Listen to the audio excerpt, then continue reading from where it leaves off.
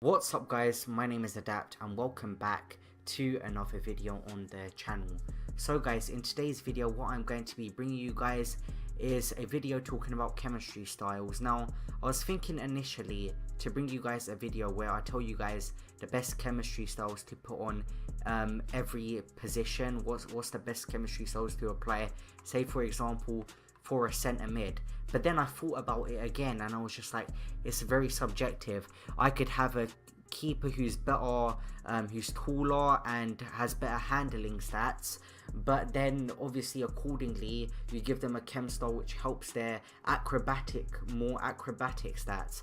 Vice versa, even with defenders. If you have a really quick defender whose defending or physical stats aren't that great, you're gonna put a chem style to improve them stats. So really I would just look at the stats on my centre back, you know. Say for example Otamendi, now he's got 71 pace and 76 shooting, 77 passing, so not the best stats. His dribbling isn't that great as well, but I put a shadow on him. I'm not sure if I bought him with a shadow, but in my opinion usually for centre backs I think shadow's the best one, but it really depends. There's a Manolas here, 88 pace.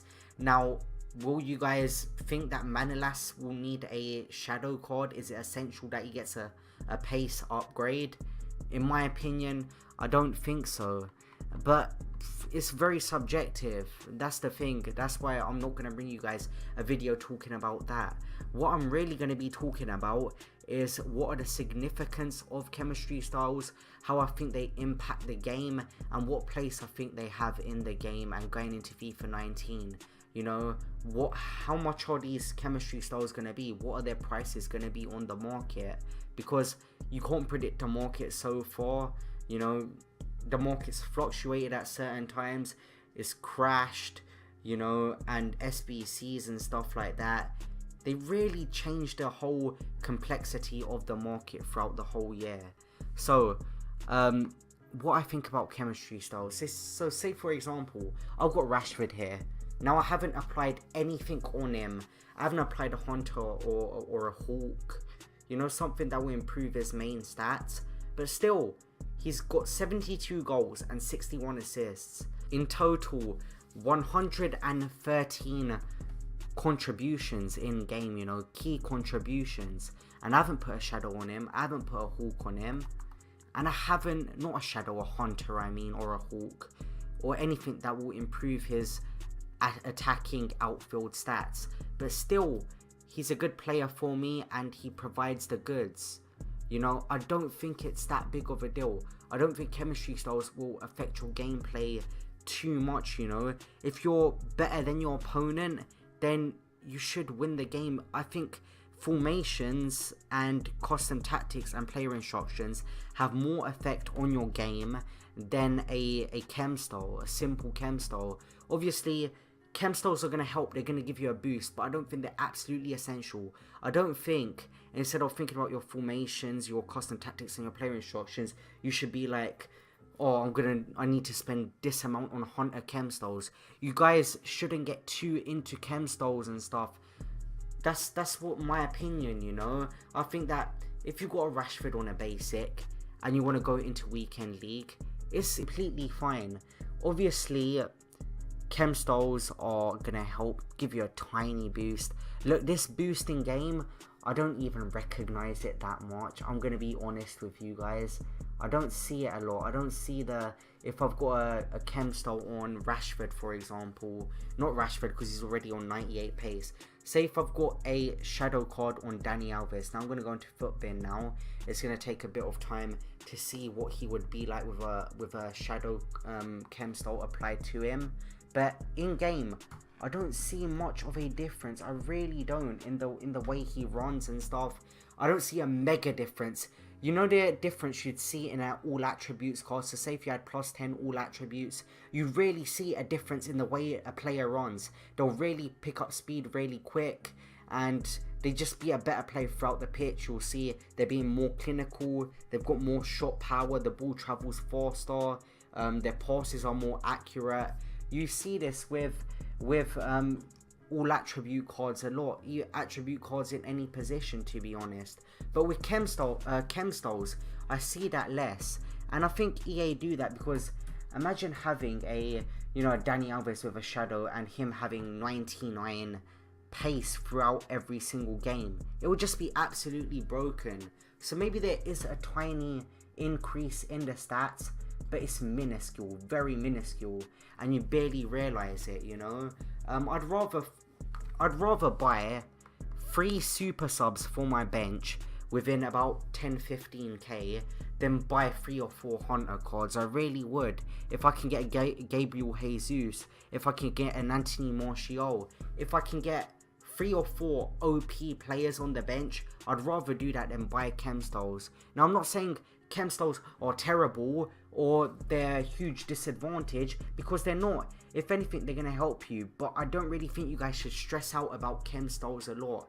You shouldn't really be like, or I've got a hunter on, or I haven't got a hunter or on Rashford. You know, Rashford doesn't even need a hunter. Say for example, alright, I need a Hawk on Rashford. It's nothing to really worry about, in my opinion. There's no need to get concerned too much. I'd rather look more into having fresh legs on the bench. I'd rather look at my formation, whether I'm playing the right formation for myself.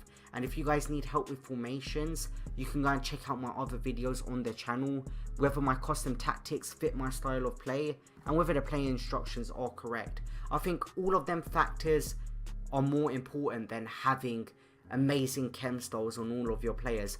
Obviously, if you've got a defender with 60 something pace and you put a shadow on him, it's going to help him quite a bit and he could become a game changer. But I just simply don't believe on players who are already great. Say for example Ronaldo here. Now, I bought him with a hunter. I didn't even go and buy a hunter card off the market. They're ridiculously priced because people know that getting into FUT Champions and stuff, and especially at the beginning of FIFA 19, these chemistry styles would be overpriced because people think that, well, they know that everyone wants the best possible chance of winning every game possible, you know. Everyone wants to have a slight advantage on their opposition, and that's how it is. Now, I said I was going to check Dani Alves with a shadow, so here we go. So he gets plus 10 defending and plus 6 pace, and he's gonna get plus 1 dribbling. Now, I don't see that on his card. When I move with Dani Alves on a shadow card, when I'm moving with him, I don't look at this card and I'm like, this is a 99 pace player, because I can try Kyle Walker's team of the season card out. I've got his ones to watch in the club, and in game he'll feel faster than Dani Alves. Now, why is that? Let me look at my Kyle Walker. What chem style have I got on him? Basic. Nothing. And he's got 91 pace. I think chem styles are a bit of a placebo effect. That's just... With some players, you really do wonder, like, these chem styles, these added stats, I don't really see them in the game. It's not obvious to me. But with attribute cards, if I was to place a plus 10 attributes on everyone, I'd be able to see how much better they all start playing, how they're just running up the pitch, how they start working harder on the pitch. I can see that. But with chem styles, they don't have that same impact, you know. If you want the best possible advantage on your opponent, maybe you could go with chem styles and stuff like that. Maybe you're a pro player, then you really look into chem styles and stuff. Because this game is very important for you. You want every possible advantage. That's why pros invest about, you know, some pros are even investing about a couple grand at the beginning of the game to have the best teams, to have the best chance of qualifying for the regional events later on in the year. Now, who else can I check for? Now, Cavani. If I was to put a Hunter Chemstyle on Cavani, I think some players, their stats really don't reflect how they are in game. Now, Cavani's got 93 pace on this card, this Festival of Football card, but in game, he doesn't feel like 93 pace. He really doesn't. 90 acceleration, I do not see that. 94 sprint speed, I do not see that in game. At the beginning, if I'm going to start him with fresh legs, he gets caught up by defenders. But with Rashford, when I'm running up top with Rashford and other players, who, let's say for example, now the Sanchez card, because he's smaller than Cavani, Sanchez has got 88 pace, Cavani has 93 pace, but Sanchez just feels quicker in game. I don't know what it is. Maybe because Sanchez is normally the way he's built in game and the type of player he is in real life, he's just going to be quicker than Cavani no matter how high rated his card is or how high his pace is. But with players like, now I've seen Yaya Touré's card. Now let me bring up Yaya Touré's card on concept players here. You know, players you wouldn't use at all. There was a 94 Van Persie, the Ashley Cole, Yaya Touré 83 pace. Now with that 76 pace with 63 pace, is he really usable? But his 93 Festival of Football card, you really see the pace increase. With some players you really don't see that. Even Cole here, 91 pace, I see that 91 pace in game. He is rapid in game. But if I was to look at another one of his cards, now let me look at Cole again. Ashley Cole, where is he? I'm gonna put the E in and hopefully he should come up. So here we go. 62 pace. See, without this card, Ashley Cole wouldn't even be usable in game.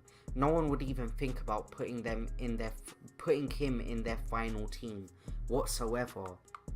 Now Cavani, let me see what he would be with a Hunter chem style. Now if I put Hunter on him, just gets +6 pace. Really? That's it? +6 pace? He gets 99 pace. Now if I was to put Hunter on Cavani, I don't think he's gonna play like 99 pace. He plays more like 80 something pace in game on his 93 rated card. So my final answer for this is, you guys shouldn't stress out about chemistry styles. Obviously every little tiny advantage you can get on your opponent, you know, they can help, but I don't think it's the be all and end all if you don't have the best chemistry styles on every single player. If you leave a player on basics, you know, some of these I haven't even bothered. Marquinhos I packed, still got a basic on him. Rashford, got him from the SBC, still got a basic on him. Sterling packed, still got a basic on him, and I still managed to get results. Begovic still got a basic on him. I don't stress too much. I'm more concerned about how I'm playing on the pitch, how good my formations are, how my players are interacting with each other on the pitch. That's what I'm concerned about the most. Not about if I've got Hunter on Cristiano Ronaldo or if I've got Hulk on Cristiano Ronaldo. It really doesn't matter, because the animation is an animation. I know that when I'm in a certain position with a certain player, if I do this on my controller, the ball's going to go into the back of the net most of the time. Because as much as EA want to sell you the fact that chem styles are this huge thing, it's going to be a huge game changer. It really isn't a huge game changer. It could give you a slight advantage on your opponent if you're at the same skill level. But besides from that, if you're just better than your opponent or you know how to play the game well, then chem styles shouldn't phase you a lot. So to wrap up this video, chem styles, they don't have that huge of an impact, but obviously they can give you a slight advantage over opponent if you're at the same skill level. If you're better than your opponent by a bit, then you should easily be able to win the games. So if you guys enjoyed this video, make sure you smash that like button, subscribe to the channel, and I'll see you guys in the next video. See you guys later. Peace.